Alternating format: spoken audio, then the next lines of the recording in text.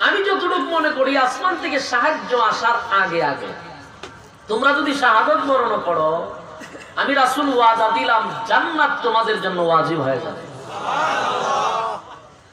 সাহাবায়ে কেরামরা ছিল জান্নাতের পাগল। এরা বলতেছে হুজুর আল্লাহ জান্নাত দিব বলে, হ্যাঁ আল্লাহ যদি জান্নাত দেয় আর এই দিনের জন্য ইসলামের জন্য আমরা 1012 শহীদ হতে রাজি, তো বিনিময়ে জান্নাত। আল্লাহ রাসূল তাদেরকে সান্ত্বনা দিয়েছেন।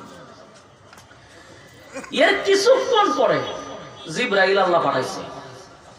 আপনারা এই মাতব্বর পশ্চিমা সুবহানাল্লাহ আসেনি দেখি জমায় রাখছে জায়গা মতো করে সুবহানাল্লাহ কইলে গুনাইব, চিন্তাটা আছে যদি দাম বাড়ে বক্তা তেনি উপায় আছে।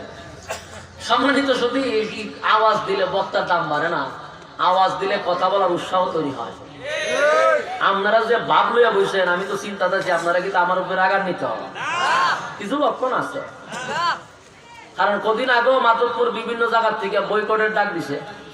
এই বয়কটের সদস্য আপনারা আসেননি? মাধবপুর কেড়ে সারা বাংলাদেশেও কিন্তু বয়কট করে, প্রোগ্রাম কমতেছে। তাহলে বয়কট করে কিতা করতেছে, প্রোগ্রাম কমছে। আজকে তো 60টা করছি, এটা লইয়া 3টা আরেকটা জামা, তো কইটা কমছে?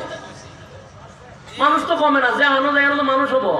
তাহলে বয়কটের ডাক দেয় কোনো লাভ নাই। আমার কষ্ট লাগে কি জানেন, আমার একটা কষ্ট আছে, সারা দেশের মানুষ আমার বিরোধিতা করো, আমার মাত্র